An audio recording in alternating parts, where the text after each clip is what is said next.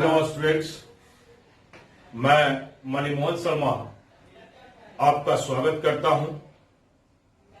इस चैनल को भारतवर्ष में कोने कोने तक आप पहुंचाएं, क्योंकि इस चैनल की जरूरत बहुत सारे विद्यार्थियों को है। इस चैनल पर इंटरमीडिएट, आईआईटीज का पूरा सिलेबस आने जा रहा है स्टूडेंट। इसलिए इस चैनल को आप पहुंचाने में हमारी मदद करें, देश के कोने कोने तक पहुंचाने में मेरी मदद करें। हम लोग डिफरेंशिएशन के बाद एप्लीकेशन ऑफ डेरिवेटिव क्लास 12 के टॉपिक को हमने शुरू किया था। पिछले लेक्चर्स में student derivative as a rate measure या मेजरर का हमने पूरी थ्योरीज और प्रॉब्लम देखा, या उसका लेक्चर्स आपको हम दिए। आज का जो चैप्टर्स है एप्लीकेशन ऑफ डेरिवेटिव का सेकेंड चैप्टर है स्टूडेंट, और एप्लीकेशन ऑफ सेकेंड डेरिवेटिव का second chapter tangent and normal है। आज हम लोग टेंजेंट एंड नॉर्मल के बारे में सीखेंगे। तो इसमें टेंजेंट एंड नॉर्मल में आपको कुछ बेसिक्स कॉन्सेप्ट की जरूरत पड़ेगी। अब बेसिक कॉन्सेप्ट क्या है, तो आपको यह जानना होगा कि आप कोऑर्डिनेट ज्योमेट्री में ऐसे पढ़े होंगे कि स्लोप ऑफ ए लाइन, तो स्लोप ऑफ ए लाइन का कॉन्सेप्ट आपको जानना होगा। और 11th में आप कोनिक सेक्शन का स्टडी किए होंगे उसमें, मतलब circle, parabola, ellipse, hyperbola, rectangular, hyperbola. इसके स्टडी में आप टेंजेंट एंड नॉर्मल का भी स्टडी आप किए होंगे, तो वहां आप टेंजेंट एंड नॉर्मल का भी डिफिनेशन आप पढ़े होंगे और आप जानते होंगे, मुझे विश्वास है। लेकिन फिर भी अगर नहीं जानते तो मैं इस चैनल पर आपका जो बेसिक्स कॉन्सेप्ट के साथ हम इस लेक्चर्स को बता रहे हैं। तो सबसे पहले बेसिक कॉन्सेप्ट में हम जानेंगे कि स्लोप क्या है। स्लोप ऑफ ए लाइन की बात करते हैं। अब स्लोप ऑफ लाइन का आप दूसरा मीनिंग या दूसरा स्लोप का दूसरा सिनोनिम्स आप कहिए, या दूसरा नाम जो है वो ग्रेडियंट है।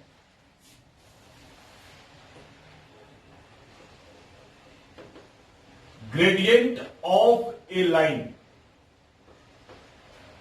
Gradient of A line, slope of A line या फिर ग्रेडियंट ऑफ ए लाइन। अब इसका डिफिनेशन क्या है? तो इसका डिफिनेशन कहता है कि if A line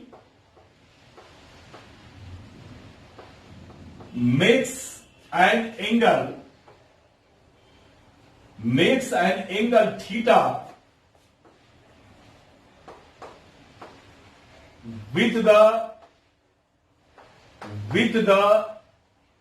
positive direction,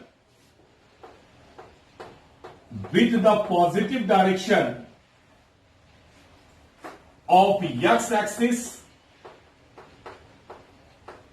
in anti-clockwise direction,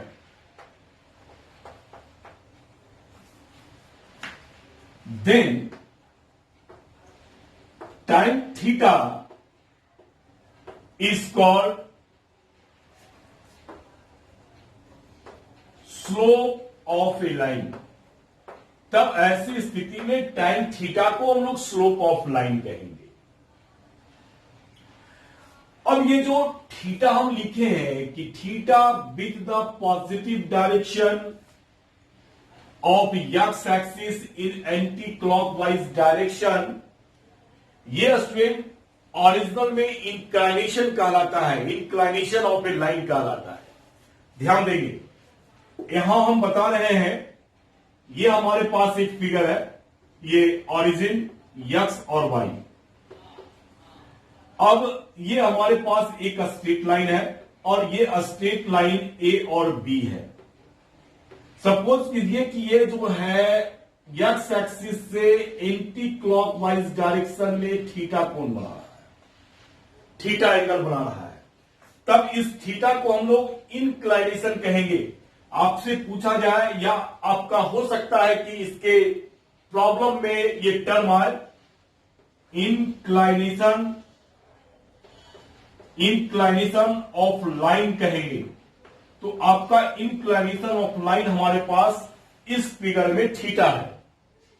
अब इस थीटा का माने टेंजेंट ऑफ, जब थीटा फाइंड करेंगे, टेंजेंट ऑफ थीटा मतलब आपका टेंजेंट माने एंगल थीटा है और उसका टेंजेंट फाइंड करेंगे, मतलब tan थीटा फाइंड करेंगे, तब वह tan थीटा स्लोप कहलाएगा। ध्यान देने की बात है कि स्लोप को हम लोग जनरली स्मॉल m से रिप्रेजेंट करते हैं, स्लोप ही लिख देते हैं। Slope is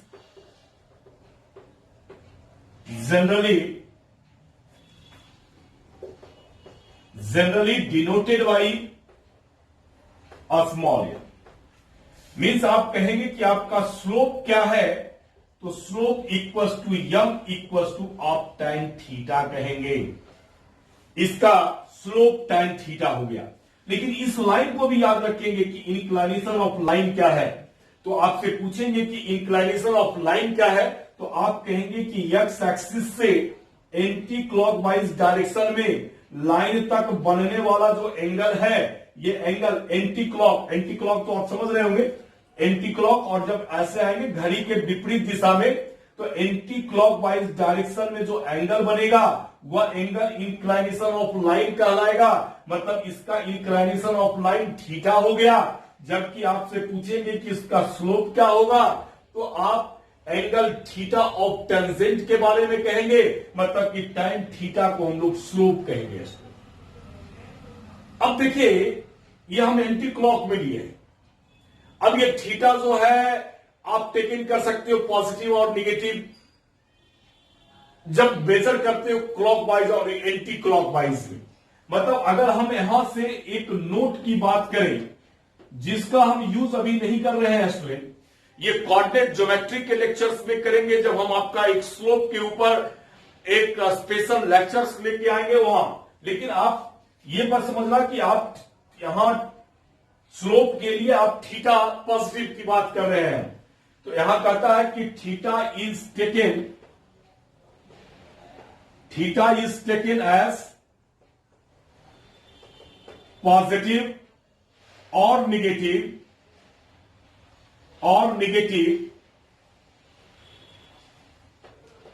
according as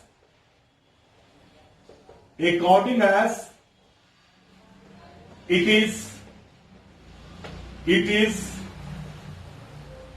is measured in anti-clockwise और clockwise direction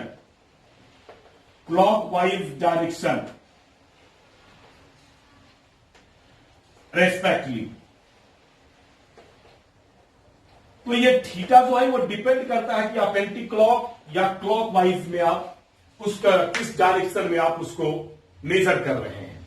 तो आप इस पर अभी आप ध्यान रखें, ये ध्यान रखें कि एक्स एक्सिस से आप एंटी क्लॉकवाइज डायरेक्शन में जो एंगल आपसे मिलेगा वो स्लोप है। जैसे एग्जांपल हम ले लें, ये हमारे पास एक स्ट्रेट लाइन है, सपोज कीजिए कि ये स्ट्रेट लाइन है ये,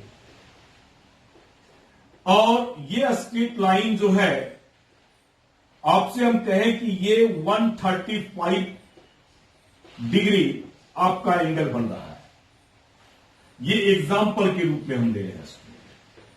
तो यहां से आप जब स्लोप निकालेंगे इसका, इस लाइन एबी का, तो आपका जो स्लोप होगा वो tan 135 डिग्री होगा।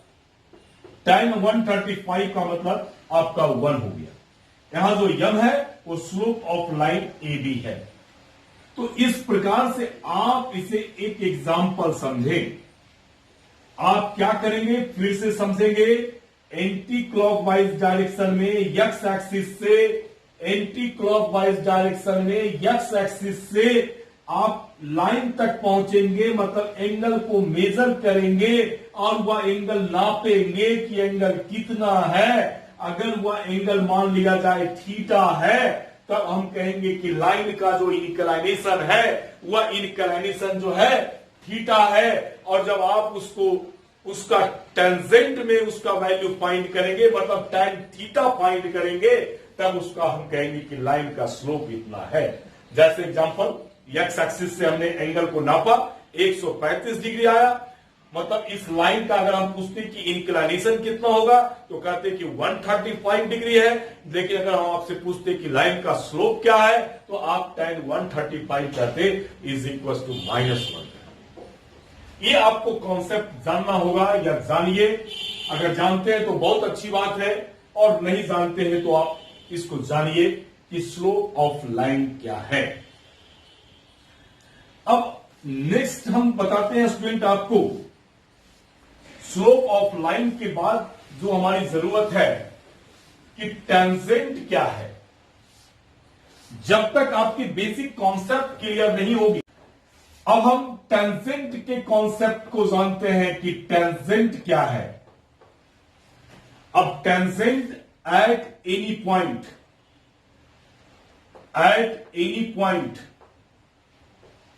Tangent at any point two the curve. अब हमारे पास हेडिंग ये है। अब हम टेंजेंट को जानेंगे स्टूडेंट। टेंजेंट क्या है? ये हमारे पास एक कर्व है, y equals to f x. Student एक कर्व है। अब इस कर्व पर एक कॉर्ड हम लेते हैं, एक कॉर्ड हमने लिया, इसका नाम रखा P और Q। ये अब इस P पॉइंट से बिल्कुल इस कॉर्ड के नियरर, अब इतना नियरर है स्टूडेंट कि आप, चूंकि फिगर दिखाना है कि ये सेकंड है, ये सेकंड है, तो ऐसे स्थिति में आपको थोड़ा सा तो डिफरेंसेस दिखाना पड़ेगा। ये कॉर्ड हमारे पास PQ है और P से ही पास करने वाला एक सेकंड हमारे पास AB है स्टूडेंट। इतनी बातें आप नोट कर लें। क्या आप नोट करने के लिए कहा कि एक आपके पास कर्व है y equals to f x, और साथ में एक कॉर्ड है PQ, और साथ में इस P पॉइंट से पास करने वाला एक सेकंड है AB। इतनी बात आप याद रखें। जैसे हम अगर लिखना चाहें तो हम लिखते हैं इसको, क्या लिखेंगे देखिए, let y equals to f x be a curve, इसी में लगा देते हैं PQ with the chord of a curve y equals to fx and AB be the second, कहां से पास करना है, through P at the curve।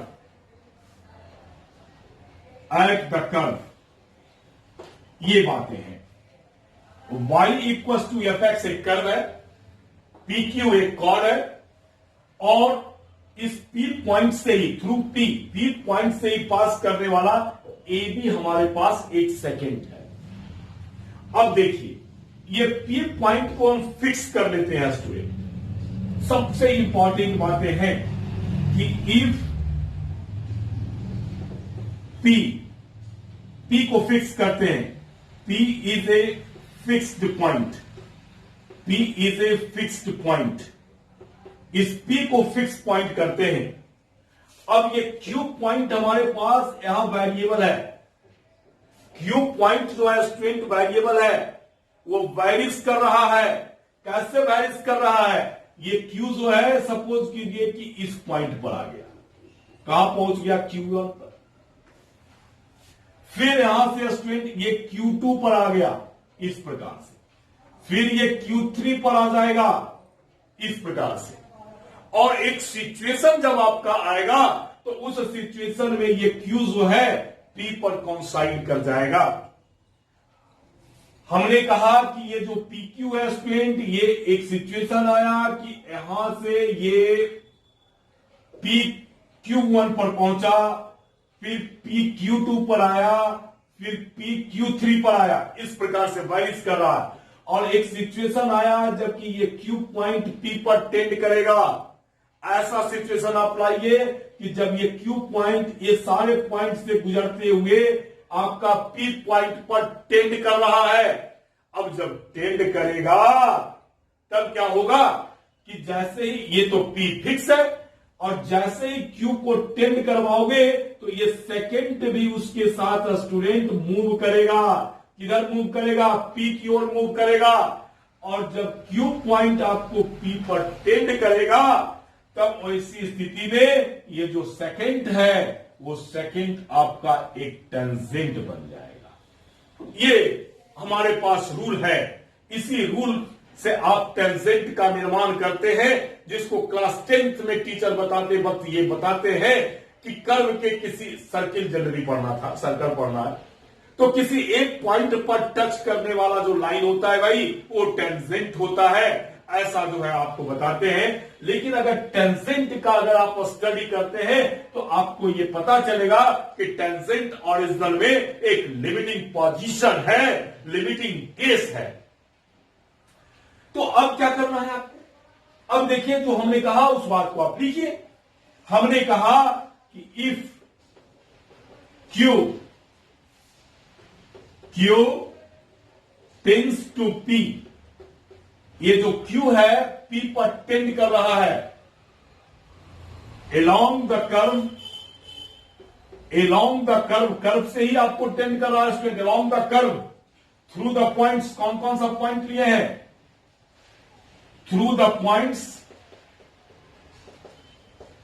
points Q1 board पर लिखा हुआ है, Q2, Q3 अब एज सो ऑन कर देते हैं इस प्रकार से ये टेंड किया। तब हमने कहा कि जब ये Q पॉइंट P पर टेंड करेगा तो ये सेकंड भी जो है आपका टर्न करना शुरू करेगा। तो अब लिखते हैं कि देन द सेकंड का नाम हमारे पास AB है। AB turns about P, P के साथ आपका टर्न कर रहा है in the limit when Q coincides with P, then the second AB becomes a tangent PT to the curve at P। ये हमारे पास टेंजेंट फॉर्मेशन का कंप्लीट डेफिनेशन हो जाएगा। फिर से ध्यान से देखेंगे। हमने लिखा कि P एक फिक्स पॉइंट है। चलिए P एक फिक्स पॉइंट है और Q एक वेरिएबल पॉइंट है, लिखे नहीं है लेकिन ये लिखे है कि if Q tends to P, अगर Q जो है P पर टेंड करेगा, किसके अलॉन्ग आएगा? कर्व के अलॉन्ग आ रहा है, Q1 Q2 Q3 ऐसे पॉइंट से क्रॉस करते हुए आया। तो कहता है कि then the secant A B turns about P. तो ये जो यहां से जैसे ही इसको घुमाओगे तो उसके साथ सेकंड भी उसके साथ क्या करेगा, टर्न करेगा। और जब पी पॉइंट पर ये कॉन्साइड करेगा तो ये टर्न करते हुए ये इस प्रकार से लाइन बन जाएगा। तो उसी को लिखे है कि then the secant A B turns about P, turns about P when Q coincide with P. अगर क्यू जो है पी पर कॉन्साइड कर जाएगा तो ऐसी स्थिति में secant A B becomes a tangent PT. तो ऐसी स्थिति में ये जो सेकंड ए बी है पीटी टेंजेंट का निर्माण करता है। लेकिन ध्यान देने वाली बात है स्टूडेंट कि ये जो ए बी टेंजेंट है, ये ए बी सेकंड जो है वो कॉर्ड पी क्यू के बिल्कुल क्लोज होता है। इतना नियरर होता है, इतना नियरर है, वेरी वेरी क्लोज आप कह सकते हो कि लगभग ऐसा लगता है, लिमिटिंग केस है, लगभग ऐसा लगता है कि एक दूसरे पर कॉन्साइड किया हुआ है। तो ऐसी स्थिति में बहुत सारे राइटरों ने इस सेकंड को अंडरस्टूड रखा है, छिपा कर रखा है और उस सेकंड के जगह पर कॉर्ड ए बी ही बोलते हैं और सीधे बोलते हैं, लो ये तो हमारा मिट गया। सीधे बोलते हैं कि कॉर्ड, ये जो कॉर्ड हमारे पास पी क्यू है वो कॉर्ड पी क्यू ही एक टेंजेंट का निर्माण करता है। मतलब क्या बोलते हैं उसको देखिए, नोट में हम लिखते हैं कि when Q tends to P, अगर Q जो है P को टेंड करता है, द लिमिटिंग पोजीशन, जैसे ही टेंड करने की बात कर रहे हैं वैसे ही लिमिटिंग पोजीशन हो गया। Limiting position of chord PQ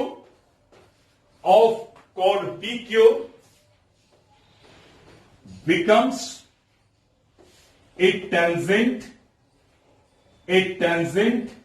PT at point P to the curve y equals to fx, to the curve y is equal to fx। मतलब अब इस सेकेंड को अंडरस्टूड रखते हैं, छिपा कर रखते हैं। मतलब ये इतना नजदीक है, इतना क्लोज है कि ऐसा लगता है कि लिमिटिंग केस है, एक दूसरे पर ओवरलैप किया हुआ है। तब ऐसी स्थिति में इस सेकेंड एरी को आप कॉर्ड पीक्यू भी मान सकते हैं। इसलिए बहुत सारे राइटरों ने लिखा है कि when Q tends to P, अगर क्यू पी को टेंड करता है तो limiting position of chord PQ, इस पीक्यू का जो लिमिटिंग पोजीशन होगा वो टेंजेंट का निर्माण करेगा, पीटी टेंजेंट का निर्माण करेगा, वही पीटी टेंजेंट का निर्माण करेगा। अब तो आप समझ रहे हैं कि जब भी आपको डेरिवेटिव की हम थ्योरी बताएंगे और एक पॉइंट को फिक्स करेंगे और अनदर पॉइंट को जैसे ही पी पर टेंड करवाएंगे तो ऐसे ही इस कॉर्ड का जो लिमिटिंग पोजीशन होगा, किस कॉर्ड का, पी क्यू कॉर्ड का जो लिमिटिंग पोजीशन होगा स्टूडेंट, वो एक टेंजेंट का निर्माण कर देगा। ये मैथमेटिकल अप्रोच है, यही मैथमेटिकल अप्रोच है। इसी अप्रोच से हम लोग जो है टेंजेंट के स्लोप डेरिवेटिव के टर्म में ज्ञात करते हैं, या आप कह लें कि डेरिवेटिव का ज्योमेट्रिकल मीनिंग प्राप्त करते हैं। यह कॉन्सेप्ट हमारा टेंजेंट का हुआ। अब देखते हैं टेंजेंट के बाद अगला कॉन्सेप्ट हमारा नॉर्मल है कि नॉर्मल क्या है स्टूडेंट। अगला कॉन्सेप्ट की ओर बढ़ते हैं।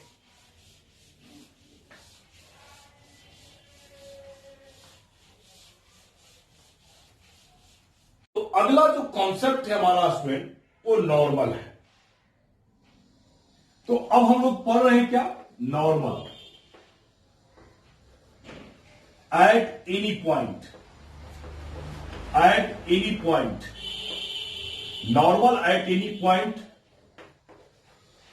to the curve y equals to fx, y is equal to fx। ये अब पढ़ना है। अब इस पर ध्यान दीजिए। ये हमारे पास एक कर्व है, y equals to f x. Student हमारे पास एक कर्व है। इस कर्व के किसी एक पॉइंट पर आप टेंजेंट बना लें। मान लिया जाए कि ये टेंजेंट हमारा है, ये टेंजेंट है। इस पॉइंट का नाम देते हैं स्टूडेंट हम P। और इसी पॉइंट पर इस P पॉइंट पर ही अगर आप एक ऐसा लाइन खींचें जहां की टेंजेंट के ऊपर ये लाइन परपेंडिकुलर हो, ये इसका नाम दीजिएगा। ये इसका नाम हमने दिया T। तो ये जो है हमारा टेंजेंट होगा, टेंजेंट एट पॉइंट P कहलाएगा, एट पॉइंट P। और जबकि ये जो है वो नॉर्मल कहलाएगा स्टूडेंट। ये लाइन जो है वो नॉर्मल कहलाएगा, normal at point P, normal at point P कहलाएगा। मतलब कहने का अर्थ है कि नॉर्मल जो है एक स्ट्रेट लाइन है, और एक ऐसा स्ट्रेट लाइन है कि जो टेंजेंट के ऊपर इस P पॉइंट पर, टेंजेंट के ऊपर इस P पॉइंट पर परपेंडिकुलर है। मतलब टेंजेंट कर्व के जिस पॉइंट पर टच करेगा उसी पर पॉइंट पर नॉर्मल परपेंडिकुलर होगा, अथवा वो नॉर्मल नहीं होगा। आप सपोज कीजिए यहां आप परपेंडिकुलर खींच देते हैं, तो क्या ये नॉर्मल होगा? नहीं होगा, क्योंकि यहां तो कर्व ही नहीं है। तो हम पढ़ते क्या है? Normal at any point two the curve. तो कर्व ही नहीं है, तो नॉर्मल खींचे किसका? तो ओरिजिनल में टेंजेंट जिस पॉइंट पर टच करेगा उसी पॉइंट पर आप ऐसी स्ट्रेट लाइन खींचे जो कि टेंजेंट के ऊपर परपेंडिकुलर हो जाए, तब उस स्ट्रेट लाइन को हम लोग नॉर्मल कहेंगे। मतलब नॉर्मल का अगर डिफिनेशन की बात करें तो हम लिखेंगे कि normal at any point two the curve y equal to fx is a straight line,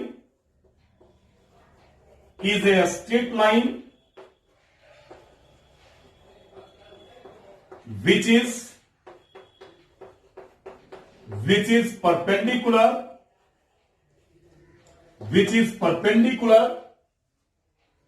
to the tangent,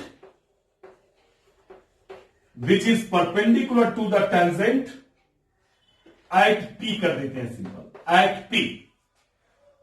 इस P पर वह लाइन जो कि टेंजेंट के ऊपर परपेंडिकुलर हो, और P जो है वह पॉइंट है जहां की टेंजेंट कर्व को टच करता है, कांटेक्ट पॉइंट कहलाता है। तो आप उस कांटेक्ट पॉइंट पर अगर कोई लाइन खींचते हैं और वह लाइन अगर टेंजेंट के ऊपर परपेंडिकुलर है, तब उस लाइन को हम लोग नॉर्मल कहते हैं। अब देखिए, आपको सिंपल सी बात हम बता रहे हैं। अभी तक जो आपको हमने बताया कि स्लोप क्या है, नॉर्मल क्या होते हैं, टेंजेंट क्या होते हैं, हमें पहुंचना वहां है स्टूडेंट कि इस टेंजेंट का इक्वेशन क्या होता है और इस नॉर्मल का इक्वेशन क्या होता है। तो टेंजेंट के इक्वेशन को तक पहुंचने के लिए हमें स्लोप की जरूरत पड़ेगी, और इसलिए हमने स्लोप का कॉन्सेप्ट आपको बताया। अब स्लोप के लिए, अब चूंकि यहां हम लोग एप्लीकेशन ऑफ डेरिवेटिव टॉपिक में है स्टूडेंट, तो डेरिवेटिव का प्रयोग करके हमें इसके स्लोप को निकालना है। तो आपको जिस समय हम डिफरेंशिएबिलिटी के टॉपिक में गए और जिस समय डिफरेंशिएबिलिटी का लेक्चर्स हम आपको अपलोड कर रहे थे, उस समय हम डेरिवेटिव एट ए पॉइंट का कॉन्सेप्ट, मतलब ज्योमेट्रिकल मीनिंग आपको बताए थे। हो सकता है कि आपको याद हो और हो सकता है याद नहीं हो, लेकिन टॉपिक यहां टेंजेंट और नॉर्मल है, तो उससे रिलेटेड सारे कंडीशंस को यहां में रखना है, सारे फॉर्मूला को रखना है, इसलिए यहां भी हम बताते हैं आपको दूसरे मेथड से कि डेरिवेटिव का ज्योमेट्रिकल मीनिंग क्या होता है, और तब आप यहां इसके इक्वेशन तक पहुंचने का काम करेंगे।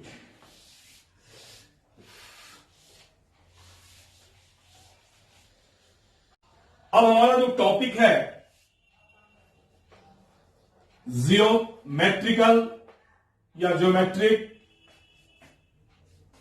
ज्योमेट्रिकल मीनिंग कर लो। मीनिंग ऑफ सीधे लिखते हैं dy बटे dx, ऐसा लिख देते हैं, ये लिख देते हैं ज्योमेट्रिकल मीनिंग ऑफ dy बटे dx। अब ज्योमेट्रिकल मीनिंग के लिए आपको एक कर्व लेना पड़ेगा। चलिए हम लेते हैं कर्व। देखिए आप फिगर, ये हमारे पास एक रेक्टेंगुलर एक्सिस है, कार्टेशियन एक्सिस का है। इस पर एक कर्व लेते हैं स्टूडेंट, ये हमारा कर्व है, देखिए ये कर्व है। अब क्या कीजिए कि इस कर्व पर दो पॉइंट आप लीजिए। एक पॉइंट हम P लिया यहां, और एक पॉइंट हम यहां स्टूडेंट Q लेते हैं। ये पॉइंट P है और ये पॉइंट Q है।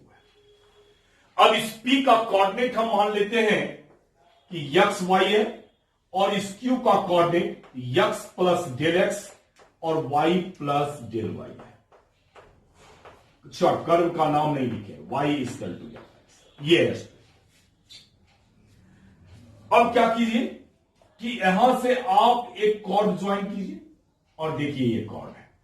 मानते हैं कि आप ये कॉर्ड जो ज्वाइन किए, पी क्यू कॉर्ड जो है एक्स एक्सिस के साथ थीटा एंगल बना रहा है, ऐसा बात। अब चूंकि तुम्हें टेंजेंट के लिए अभी टेंजेंट के डेफिनेशन में बताए थे कि पी को फिक्स रखना है, क्यू वेरिएबल है, और ये जब टेंड करेगा पॉइंट पी के ऊपर, तब ये कॉर्ड का जो लिमिटिंग पोजीशन होगा वो क्या करेगा, टेंजेंट का निर्माण करेगा। तो इसका मतलब है कि यहां भी हम वही काम करने जा रहे हैं कि इसे आप टेंड करवाएंगे, मतलब हमें यहां टेंजेंट की जरूरत पड़ेगा। तो इस पॉइंट पी पर हम स्टूडेंट एक टेंजेंट भी ले लेते हैं, पहले ही ले लेते हैं। ये हमारा एक टेंजेंट है, इसका भी नाम हम दे देते हैं, इसका नाम हमारे पास पीटी है, और मानते हैं कि ये जो एंगल बना रहा है एक्स एक्सिस के साथ, वो साई एंगल बना रहा है, ये दिया हुआ है। अब जितनी बात आप किए उतना आप अगर थ्योरीज पढ़ते हैं तो आपको लिखना पड़ेगा। क्या लिखना पड़ेगा? Let y equal to f x be a continuous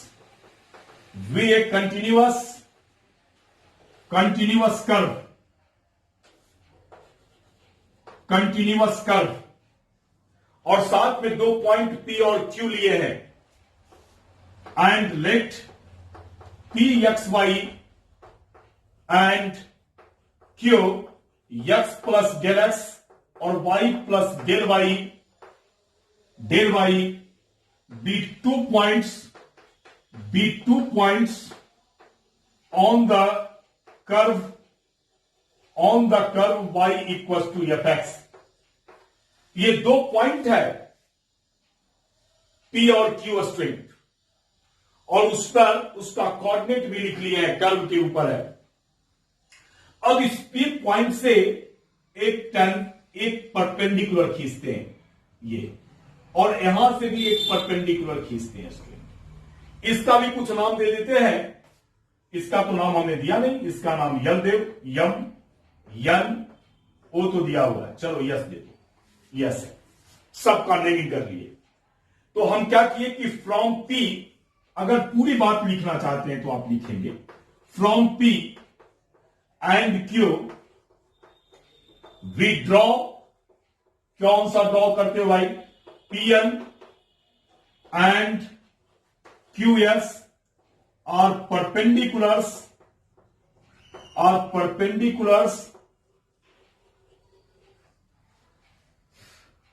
on किस पर? OX। The drop Pn and Ps और परपेंडिकुलर ऑन OX, OX के ऊपर आपने परपेंडिकुलर ड्रॉ किया। अब क्या करोगे, यहां इस P पॉइंट से एक परपेंडिकुलर और ड्रॉ करो, H दे दो ना, H दे दो एंड एक और ले रहे हैं फ्रॉम P, चलो शॉर्ट में लिखो, ड्रॉ PH परपेंडिकुलर QS, ये PH परपेंडिकुलर टू QS, ये आपका हिस्ट्री हो गया। अब देखिए ये कोऑर्डिनेट तो Q दिया हुआ है और ये कोऑर्डिनेट है OS बराबर हमारे पास कितना हो गया, OS बराबर हमारे पास x प्लस डेल एक्स है और यहां से QS जो है वो y plus del y student है। अब देखिए इस P का कोऑर्डिनेट देखिए, तो O से N तक का जो कोऑर्डिनेट है वो x है, ON बराबर x है, ON इक्वल्स टू x, और यहां से ON हो गया और ON बराबर x और PN बराबर हमारे पास हो गया y। देखो प्योर कोऑर्डिनेट का यूज कर रहे हैं, लिखे नहीं है स्टूडेंट, लिखे नहीं है, ये देखो यहां एक्स वाई कोऑर्डिनेट है, इसका मतलब कि ऑरिजिन से इसकी दूरी x है ऐसे, और ये जो डिस्टेंस है वो y है। टाइम थोड़ा ज्यादा हो जाता है, लेंथ बड़ा हो जाता है हमारे लेक्चर्स का, इसलिए कभी कभी सोचते हैं कि थोड़ा शॉर्ट करें, लेकिन हो नहीं पा रहा है। तो आप इसका लेंथ देखोगे Q का कोऑर्डिनेट, तो ये x प्लस डेल एक्स है स्टूडेंट, और ये जो फाइनल लेंथ है यहां से लेकर पूरा का पूरा वो y प्लस डेल वाई है। ये देखिए हमने रिप्रेजेंट कर दिया, इसी बात को हमने लिखा। तो यहां से आप जब QH निकालिएगा, QH तो क्या हो जाएगा, ये पूरा का पूरा लेंथ देखिए y plus del y, y plus del y, और उसमें से ये माइनस हो जाएगा y माने डेल वाई आ जाएगा, और साथ में आप जब ये PH निकालिएगा तो PH जो है ओरिजिनल में इक्वल होगा NS का, और NS जो है x प्लस डेल एक्स में माइनस x करने के बाद आएगा, मतलब ये फाइनल हमारे पास डेल एक्स आ गया। मतलब ये जो डिस्टेंस है देखो x प्लस डेल एक्स, और ये x है तो ये डेल एक्स हो जाएगा, ये डेल एक्स हो जाएगा स्टूडेंट, और ये हमारे पास डेल वाई हो गया। अब ये भी आपको लिखना पड़ेगा, ये कॉर्ड जो है x के साथ एंगल थीटा बना रहा है, हम शॉर्ट में ही लिख देते हैं, एंगल लेट किया हुआ है, angle PMX equal to theta and angle PLX equal to sine, ऐसा ऐसा है। अब ऐसा है, अब देखिए थोड़ा स्पेस बनाने के लिए ऐसा करते हैं। अब देखिए ये जो PH है वो पैरेलल किसका है, OX का, चूंकि PH पैरेलल है OX का, तो ये तो आप जानते हैं कि क्रॉसपॉन्डिंग एंगल इक्वल होगा, माने ये अगर थीटा है तो यहां से ये जो एंगल का निर्माण होगा वो भी एंगल हमारा थीटा ही होगा। इसलिए angle QPH is equal to PMX बराबर थीटा हो गया, मतलब ये भी एंगल थीटा हो गया इसमें।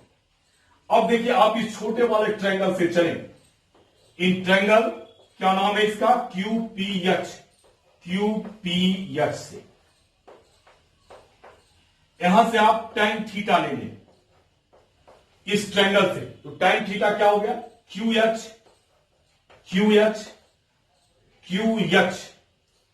QH और डिवाइडेड बाई हमारे पास हो गया PH। QH का वैल्यू हमारे पास डेल वाई है और इसका वैल्यू डेल एक्स आ गया, ये tan थीटा निकल गया। अब आप क्या कीजिए, tan थीटा निकलने के बाद कि इसमें आप लिमिटिंग केस लगाइए, जब ये स्टूडेंट Q को P पर टेंड करवाइए, अही लिमिटिंग केस था टेंजेंट बनने का, तो Q को P पर टेंड करवाइए, तो आप अब ले लीजिए कि limit Q tends to P tan theta equals to limit Q tends to P del y बटे डेल एक्स, ये हमारे पास आ गया। दोनों साइड लिमिट लिए क्यू टेंस टू टी। अब ध्यान से देखिए, अगर हमारे पास क्यू पी को टेंड करेगा, वेन लगाइए इफ टी के लिए, देन तो क्या क्या होगा। अगर ये क्यू पी को टेंड करेगा तो ये धीरे धीरे मूव करेगा, और ये जो पी क्यू है और ये टेंजेंट बनेगा उसमें, मतलब ये थीटा साई को टेंड करने लगेगा। पहला कंडीशन कि थीटा साई को टेंड करेगा।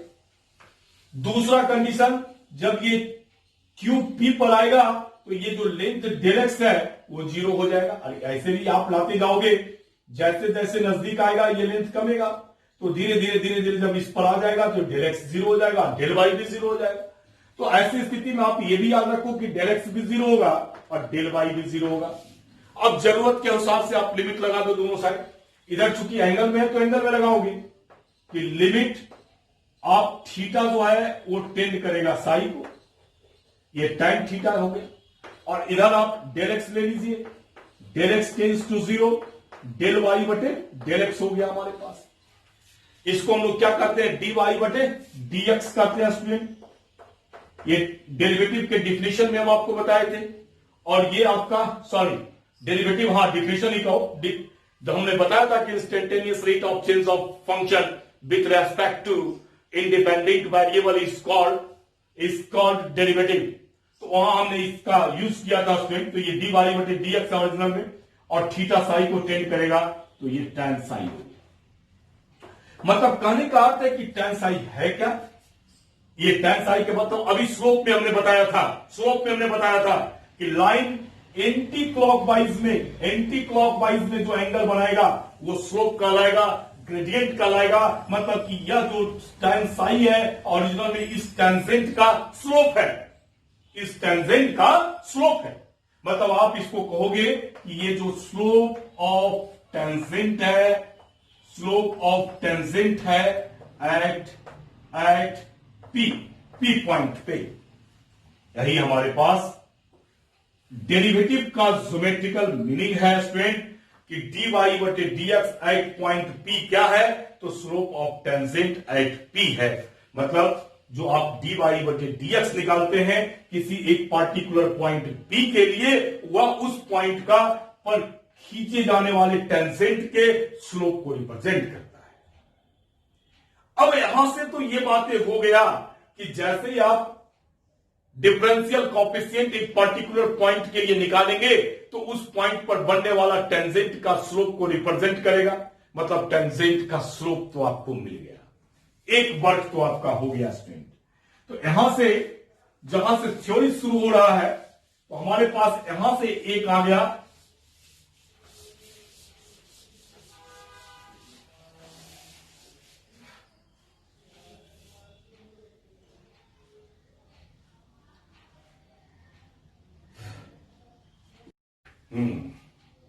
तो यहां से आप देखिए क्या आपके पास फाइनल आया, स्लोप ऑफ टेंजेंट एट, अब एक पॉइंट करते हैं, eight point P x1 y1, यही लिखते हैं, टू द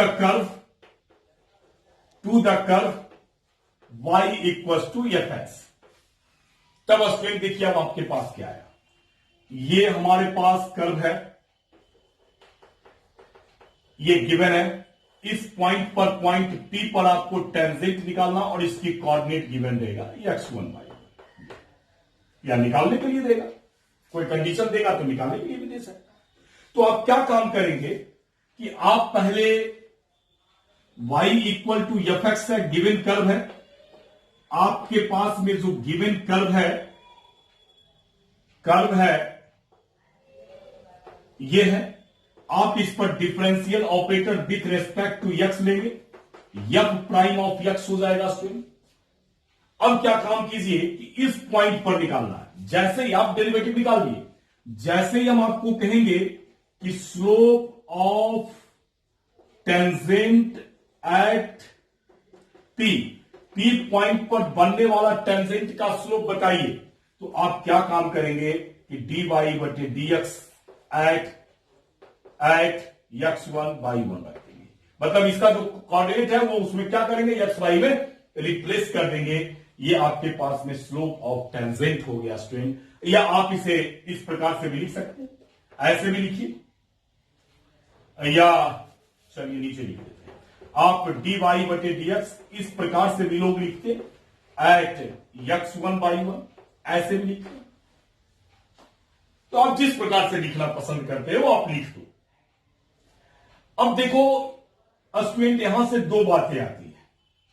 अब यह टेंजेंट, अगर दो केस है, केस दो, एक फर्स्ट केस, अगर यह टेंजेंट हॉरिजेंटल टेंजेंट हो, ये आपको क्वेश्चन जब बनाएंगे आईआईटीज के लिए वगैरह तो वहां लिखा हुआ रहेगा हॉरिजेंटल टेंजेंट, हॉरिजेंटल टेंजेंट है। तो हॉरिजेंटल टेंजेंट का मतलब है स्टूडेंट, हॉरिजेंटल टेंजेंट का मतलब है कि यह जो टेंजेंट है वो ओरिजिनल में एक्स एक्सिस के पैरेलल है, ऐसा है। तो आपको समझ में आ गया कि हॉरिजेंटल टेंजेंट कहेंगे तो कहोगे कि इफ, इसका कंडीशन क्या है, हॉरिजेंटल टेंजेंट का मीनिंग क्या है, तो आप कहोगे कि if tangent is parallel to x axis, then अब कंडीशन निकाल रहे हैं, theta equals to zero, theta equals to zero. अब थीटा जब जीरो हो गया तो टाइम थीटा माने टाइम जीरो बराबर क्या, जीरो। जीरो हो गया स्टूडेंट, ये जीरो हो गया, मतलब इसका स्लोप जो है, या टाइम थीटा ही रखो, माने फाइनल तो टाइम थीटा ही स्लोप है, मतलब इस टेंजेंट का स्लोप जीरो है। और टेंजेंट का स्लोप तो आपने ये निकाला, तो यहां से हम कह सकते हैं, इसलिए डी वाई बटे डी एक्स किस पॉइंट के लिए, एट पी के लिए अगर जीरो हो जाता है, अगर डेरिवेटिव एट पी जीरो आ जाता है, तब ऐसी स्थिति में टेंजेंट जो होगा वो एक्स एक्सिस के पैरेलल होगा। केस सेकंड आप आ जाओ, केस सेकंड, यहां हॉरिजेंटल के बाद आप आ जाओ वर्टिकल टेंजेंट में। वर्टिकल टेंजेंट आप लो, वर्टिकल में क्या है स्टूडेंट कि यहां जो टेंजेंट होगा, वहां जो टेंजेंट होगा वो मान लो कि पैरेलल टू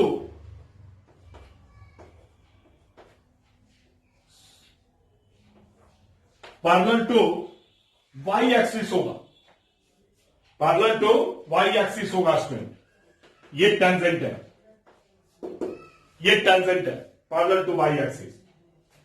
तो यहां क्या होगा कि इफ टेंजेंट इज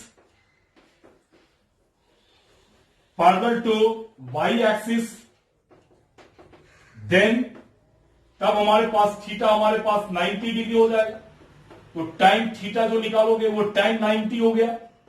टाइम 90 का मतलब अनडिफाइंड होता है, अनडिफाइंड का मतलब जीरो होता है, मतलब इसका स्लोप 1/0 हो गया। तो स्लोप तो हम निकाले हैं डी वाई बटे डी एक्स, तो यहां से आ गया डी वाई बटे डी एक्स एट x1/1, हमारे पास 1/0 हो गया। चलो रेसिप्रोकल कर दो, जैसे ही रेसिप्रोकल करोगे तो dx बटे dy at x1/1 is equal to 0 आ जाएगा। ये अगर dx बाई dy अगर 0 होता है उस पॉइंट पर, तो टेंजेंट आपका वर्टिकल टेंजेंट होगा। अच्छा, यहां एक स्टेटमेंट ध्यान रखना, tangent is parallel to y axis लिख रहे हैं, तो इसे हम परपेंडिकुलर टू एक्स एक्सिस भी लिख सकते थे, परपेंडिकुलर टू एक्स एक्सिस भी लिख सकते थे स्टूडेंट। तो ये हमारे पास कॉन्सेप्ट हुआ स्लोप ऑफ टेंजेंट का। अब जैसे आप स्लोप ऑफ टेंजेंट निकाले, वैसे ही आपको स्लोप ऑफ नॉर्मल भी निकालना होगा, स्लोप ऑफ नॉर्मल भी निकालना होगा स्टूडेंट।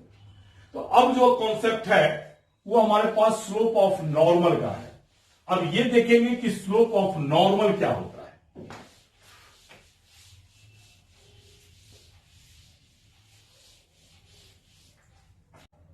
तो अब हमारे पास कॉन्सेप्ट है, पहले तो फाइंड करते हैं कि स्लोप ऑफ नॉर्मल किसी पॉइंट के लिए ले लीजिए एट पॉइंट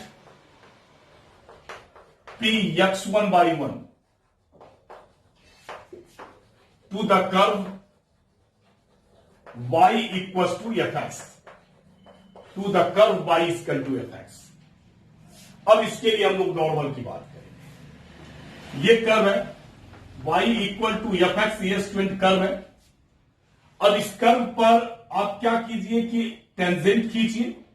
ये पॉइंट हमारे पास क्या है, टेंजेंट है p x1/1, ये pt हमारे पास टेंजेंट हुआ। अब इसी पॉइंट पर आपको एक परपेंडिकुलर स्ट्रेट लाइन खींचना है, यन नाम दे दीजिए। इसी pn को हम क्या कहेंगे, इसी pn को हम लोग स्टूडेंट नॉर्मल कहेंगे। डिफिनेशन हम बता चुके हैं नॉर्मल का, तो ये हमारे पास स्टूडेंट जो है नॉर्मल हो गया। अब हमें इस टेंजेंट का तो स्लोप मिला हुआ है, अब हमें नॉर्मल का स्लोप निकालना है। अभी हम लोग फाइंड कर चुके हैं, क्या फाइंड किए हैं कि slope of tangent at p equals to dy/dx at point x1/1, ये निकाल। अब जो स्टूडेंट जो है स्लोप ऑफ नॉर्मल की जो बात कर रहे हैं, तो आप ये तो नॉर्मल भी एक स्ट्रेट लाइन है और टेंजेंट भी एक स्ट्रेट लाइन है। अब दो स्ट्रेट लाइन आपस में परपेंडिकुलर कब होते हैं, आप कोऑर्डिनेट में पढ़े हैं, m1 into m2 equal to -1। m1 जो है फर्स्ट लाइन का स्लोप है और m2 आपका जो है सेकेंड लाइन का स्लोप है। माने दो लाइन के स्लोप का प्रोडक्ट अगर -1 हो जाए तब इसका मतलब है कि दोनों स्ट्रेट लाइन आपस में परपेंडिकुलर होती है। यहां ये भी नॉर्मल भी एक स्ट्रेट लाइन है और टेंजेंट भी स्ट्रेट लाइन है स्टूडेंट। और यहां संजोग भी है कि ये नॉर्मल जो है टेंजेंट के ऊपर परपेंडिकुलर है। तब तो यहां से कॉन्सेप्ट ये आ गया ना कि slope of normal at p into slope of tangent at p equal to -1। m1 into m2 equal to -1। तब यहां से फाइनल फाइंड हो जाएगा कि slope of normal equal to -1 divided by slope of tangent. अब स्लोप ऑफ टेंजेंट तो हम लोग निकाल चुके हैं, ये वैल्यू यहां रख दीजिए, dy/dx एट x1/1। यही हमारे पास नॉर्मल निकल गया स्लोप, या आप उसे -dx/dy लिख सकते हैं एट x1/1। ये हमारे पास नॉर्मल का स्लोप निकल गया। अब यहां से ध्यान देना है कि नॉर्मल में भी दोनों केस होंगे। एक केस आपका ये भी होगा कि हॉरिजॉन्टल नॉर्मल होगा। अब हॉरिजॉन्टल नॉर्मल कहने का अर्थ है स्टूडेंट कि देखिए ऐसा कर्व होगा, ये हमारे पास टेंजेंट होगा और ये इसका नॉर्मल होगा, ये पॉइंट P और ये नॉर्मल हो गया। हॉरिजॉन्टल नॉर्मल मतलब नॉर्मल जो है वो हमारा जो है पैरेलल टू x एक्सिस है स्टूडेंट। फिर वही tan थीटा 0 और इसका स्लोप तो हमारे पास जब 0 आ जाएगा, है ना। माने आपका जो स्लोप ऑफ यहां जब भी कर रहे हो, इसका मतलब क्या है कि इफ नॉर्मल इज क्या पैरेलल टू x एक्सिस। अब इतनी सारी बातें को लिखना पड़ता है, तो थीटा हमारे पास 0, तो यहां से tan 0 का वैल्यू भी मतलब tan थीटा भी हमारा 0। तो स्लोप हमारे पास ये निकला है स्लोप ऑफ नॉर्मल। तो यहां से -dx/dy एट x1/1 हमारे पास फाइनल 0 आ जाएगा। लेकिन अगर नॉर्मल, अब हम डायरेक्ट लिख देंगे, अगर नॉर्मल वर्टिकल हो गया, वर्टिकल नॉर्मल हुआ स्टूडेंट, तो जैसे ही आप नॉर्मल को वर्टिकल करोगे इस प्रकार से होगा, देखिए P और ये N, तब इसका स्लोप फिर अनडिफाइंड होगा। तो आप डायरेक्ट कर देते, इसका रेसिप्रोकल हो जाएगा dy बटे dx at x1 y1 is equal to 0, ये कंडीशन आता है। तो इस प्रकार से ये नॉर्मल स्लोप का आप नॉर्मल फाइंड कर लिए। अब आपका यहां से इस कॉन्सेप्ट से ही क्वेश्चन शुरू होता है स्टूडेंट, इस कॉन्सेप्ट से ही आपका क्वेश्चन शुरू होता है, एग्जामिनेशन में पूछा जाता है। क्वेश्चन देखना है तो हम यहां से क्वेश्चन लेते हैं स्टूडेंट। क्या क्वेश्चन लेते हैं? क्वेश्चन लेते हैं नंबर 1, आज का क्वेश्चन नंबर 1। जैसे हम देख कि find the slope of the curve. अब देखो कर्व किसी प्रकार का हो सकता है। स्लोप द कर्व, एक छोटा कर्व लेते हैं, x cube minus 3x plus 2, चलो रहने दो, एट x बराबर 2। स्लोप ऑफ कर्व नहीं लिखो, अभी slope of tangent of curve लिखो, बाद में हम स्लोप ऑफ कर्व को भी डिफाइन करेंगे। Slope of tangent of curve लिखो। एक्चुअल में जो स्लोप ऑफ कर्व बोलते हैं ना, वो slope of tangent of curve भी है, तो हम बाद में उसको जब डिफाइन कर लेंगे तो डायरेक्ट हम स्लोप ऑफ कर्व की बात करेंगे। अभी हम slope of tangent of curve की बात कर रहे हैं। तो हमारे पास कर्व है x Q minus 3x plus 2, आप इसे डिफ्रेंशिएट कर दो, ये 3x स्क्वायर माइनस 3 हो गया। अब क्वेश्चन पूछ रहा है कि slope of tangent eight x बराबर 2 बताना है। तो आप क्या करो कि dy बटे dx एट x बराबर 2 निकालिए। अब 2 इसमें रख दीजिए, तो 3 इंटू 2 स्क्वायर माइनस 3, 2 दूना 4, 3 12 माइनस 3 इक्वल टू 9 आ जाएगा। इस प्रकार से आप फाइंड कर सकते हैं। अब जैसे क्वेश्चन नंबर सेकेंड आज कर देते, यहां देते कि find the slope of normal of curve. अब यहां कर्व लेते, छोटा ही कर्व लीजिए, x square plus 1 at x equal to 3। अभी हम क्वेश्चन लिए थे कि स्लोप ऑफ टेंजेंट, अब ले रहे हैं स्लोप ऑफ नॉर्मल। फिर आप इसे डिफ्रेंशिएट कीजिए, एक्स स्क्वायर प्लस 1 है स्टूडेंट कर्व, तो इसका dy बटे dx हमारे पास आ गया 2x। अब निकल गया, तो यहां से आप जैसे ही लिखोगे कि slope of normal at x equal to 3 equal to, अब नॉर्मल होता है d, इसका रेसिप्रोकल करोगे, माइनस dx बटे dy एट किस पॉइंट पर है, तो 3 पॉइंट। तो dx बटे dy है, तो यहां इसका देखे हो ना, dy बटे dx निकला है, तो रेसिप्रोकल कर लोगे, तो माइनस इसका रेसिप्रोकल 1/2x एट x बराबर 3। चलिए याद रख दीजिए। अब 3 यहां रखिए, 2 इंटू 3 हो गया, माइनस 1/6 हो गया। इस प्रकार से आप नॉर्मल फाइंड करेंगे, नॉर्मल का स्लोप फाइंड करेंगे और टेंजेंट का स्लोप फाइंड करेंगे। लेकिन यह जो आपका देख रहे हो ना, ये पैरामेट्रिक फॉर्म में भी क्वेश्चन पूछता है स्टूडेंट। जैसे क्वेश्चन नंबर 3 में कि find the slope of tangent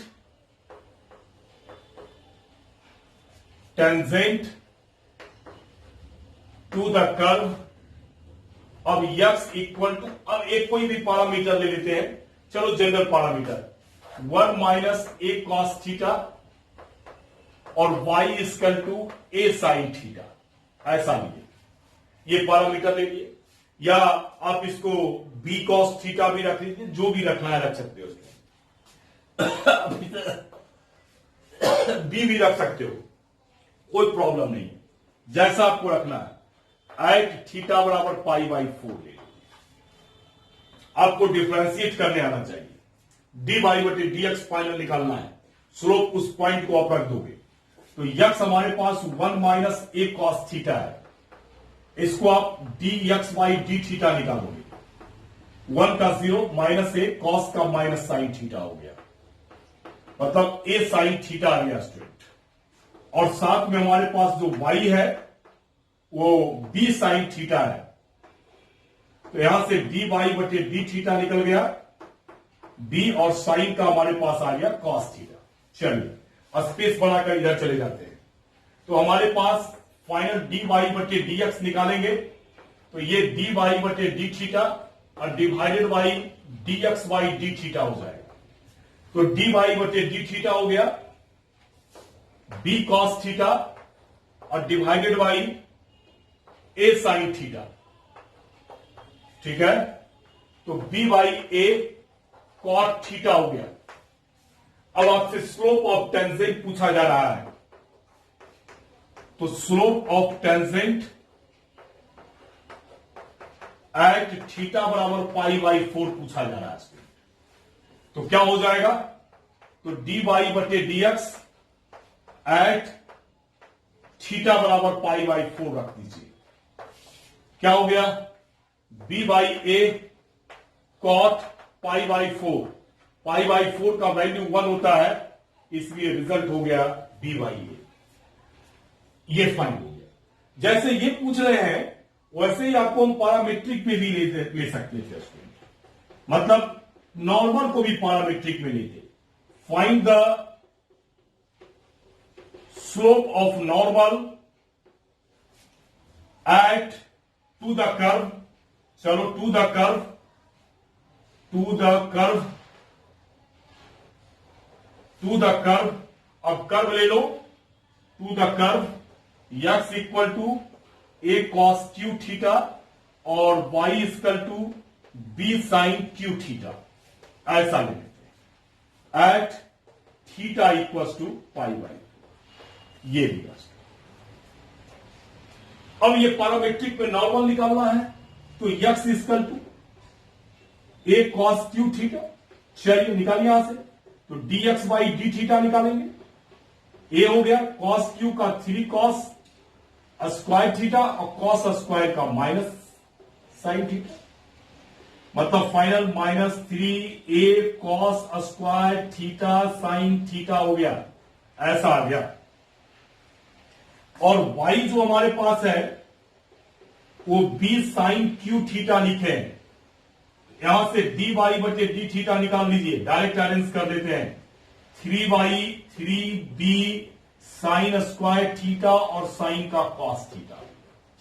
चलिए स्पेस ले लीजिए, ये फाइंड हो गया डी वाई बटे डी थीटा। अब यहां से निकालिए डी वाई बटे डी एक्स, फिर हमारे पास हो गया डी वाई बटे डी थीटा और divided by d x by d theta.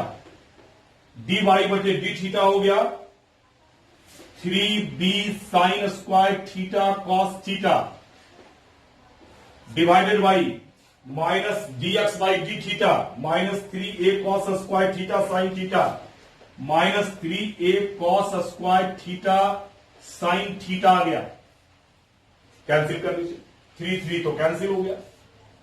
अच्छा, इसमें a और b ही लिए थे, ठीक है। 3 कैंसिल हो गया, तो ये आ गया माइनस b बाई ए। देखिए यहां से एक साइन भी कैंसिल हो गया, तो एक साइन बच गया साइन थीटा डिवाइडेड बाई एक कॉस भी कैंसिल होगा, तो कॉस डिनोमिनेटर में बचेगा, तो आ गया माइनस b बाई ए और tan थीटा, ऐसा निकल गया। अब हमें स्लोप ऑफ नॉर्मल निकालना है। यहां से आप चाहो तो dx बटे dy भी लिख सकते हो, क्योंकि नॉर्मल में dx बाई dy निकालना है, तो उसका रेसिप्रोकल हो जाएगा इसमें। तो माइनस b बाई ए है, तो minus a by b tan theta हो जाएगा। देखिए, मतलब ये minus a by b cot theta हो गया। ये 1 बाई tan को कॉट लिख दीजिए। अब जैसे ही आप करोगे कि slope of normal at theta equal to π/4, तो क्या हो जाएगा माइनस dx बटे dy at theta equal to π/4। तो माइनस, अच्छा ये भी माइनस है, फॉर्मूला भी माइनस है, तो minus a/b cot π/4, minus minus plus हो गया, फाइनल आ गया a/b। इस प्रकार से आप स्टूडेंट उसको फाइनल फाइंड कर सकते हैं। तो आज का जो लेक्चर्स है उस लेक्चर में हमने सीखा कि स्लोप क्या है, ग्रेड नॉर्मल क्या होते हैं, उसके बाद टेंजेंट क्या होते हैं, पहले टेंजेंट क्या होते हैं तब नॉर्मल क्या होते हैं, dy बटे dx का ज्योमेट्रिकल मीनिंग क्या है, स्लोप ऑफ टेंजेंट क्या है, स्लोप ऑफ नॉर्मल क्या है, हॉरिजॉन्टल टेंजेंट और वर्टिकल टेंजेंट क्या होता है या उसके कंडीशंस क्या होते हैं, और हॉरिजॉन्टल नॉर्मल और आपका वर्टिकल नॉर्मल क्या होता है और उसके कंडीशंस क्या होते हैं, और स्लोप के ऊपर बेसिक्स क्वेश्चंस को देखें स्टूडेंट। इसके साथ हम इस वीडियोस को, इस लेक्चर्स को यहां समाप्त करते हैं। नेक्स्ट लेक्चर्स में हम दो टेंजेंट के बीच का एंगल को पढ़ेंगे और साथ में इक्वेशन ऑफ टेंजेंट को पढ़ेंगे, एग्जाम्पल के साथ पढ़ते चलेंगे। इसके साथ वीडियोस को समाप्त करते हैं। धन्यवाद।